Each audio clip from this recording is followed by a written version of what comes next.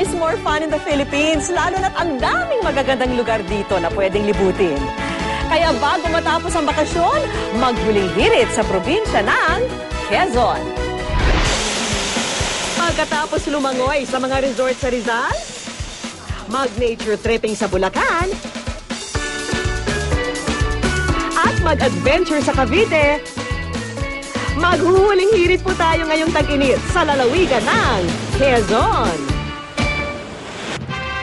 Ipinangalan ang probinsya sa Commonwealth President na si Manuel L. Quezon na tubong Balero, Quezon. Dito, matatagpuan ang sari-saring mga local delicacy tulad ng browas at lengua na swak pampasalubong. Sikat din dito ang lambanog, ang local wine na mula sa bulaklak ng niyog. Ang Quezon ang biggest lambanog producer sa buong Eastern Tagalog region.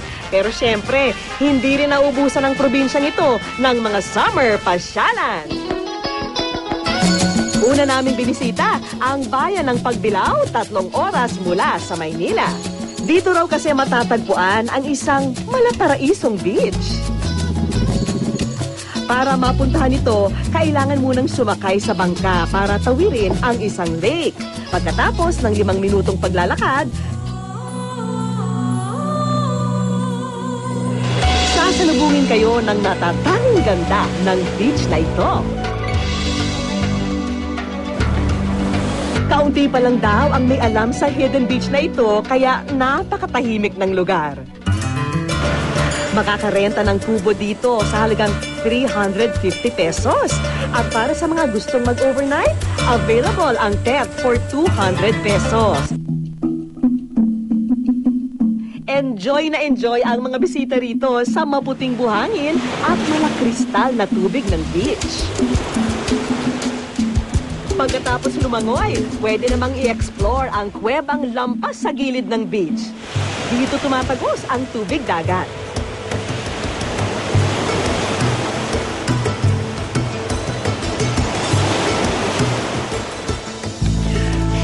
Isang oras mula sa Pagbilao, bibisitahin naman natin ang bayan ng Atimonan. Bago marating ang ipinagmamalaki nilang mga natural wonder, kailangan munang mag-hike ng halos 2 oras. Pero mapapawi naman daw ang pagod kapag nakita ang malinis at malamig na Bantakay Falls. At take note ha, walang entrance fee rito. Ayon sa mga kwentong bayan, nagmula raw ang pangalan ng talon sa 2 salita, ang bantay at salakay. Noon kasing panahon ng mga Kastila, dito raw itinago at binantayan ng mga lokal ang kampamilya ng bayan. At dito rin sila biglang sinalakay ng mga mananako. Sa unahang bahagi ng Bantakay Falls, makikita ang mga mini falls. Nasa itaas naman ang nakamamanghang Twin Falls na umaabot sa 65 feet ang taas. Ang mga bakasyonista, aliw na aliw sa paglalangoy rito. Napakaganda ng falls dito sa Quezon. Dumayo pa kami galing Manila para mag-swimming dito sa falls dito.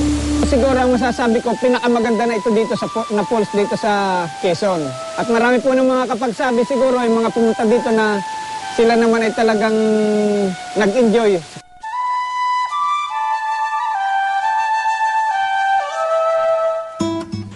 May mga maliliit na tolda rito na pwedeng gawing tambayan for free.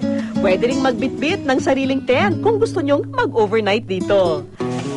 Mula rito, kailangan namang maglakad ng 15 minutes para marating ang Bantakay Mini Underwater Cave. Sa mga babaybay ng kuweba, i-expect nyo ng mabasa ha. Umaabot kasi mula tuhod hanggang bewang ang tubig dito na nagmumula raw sa isang spring. May haba ito na halos 1 kilometro kung saan matatagpuan ang iba't ibang mga limestone rock formation. Pagkatapos silipin ang mga tanawin, oras namang makipiesta sa bayan ng Bumaka. Tuwing May 15, ipinagdiriwang ang Aranya at Baluarte Festival dito. Mula sa salitang Kastila ang Aranya, nang ibig sabihin ay chandelier. Ang ibig sabihin naman ng Baluarte ay arko. Kaya makikita rito ang iba't ibang mga pananim na nakapormang mala chandelier dahil nakasabit sila sa mga arko na puno ng mga palamuti. Isang pasasalamat din daw ang pistang ito sa kanilang patron na si San Isidro para sa isang magandang ani. Ang bawat distrito, babonggahan hindi lang ng Baluarte kundi pati na rin ng pagsasayaw. Kabilang din ang ilang mga activity gaya ng boat racing at street dancing kung saan game na game ang mga residente sa pag-indak, suot-suot ang makukulay nilang mga costume. Siyempre, ever-present ang handaan na binibidahan ng mga putahing niluto sa gata. At ang highlight ng festival, nasa dulo ng prosesyon ni San Isidro, kung saan hinuhulog ang mga nakasabit na aranya sa naghihintay na mga residente at bisita.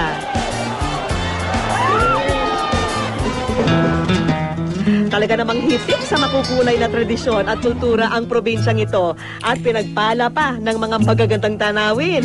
Kaya bago matapos ang bakasyon, siguraduhin bumisita muna sa Quezon.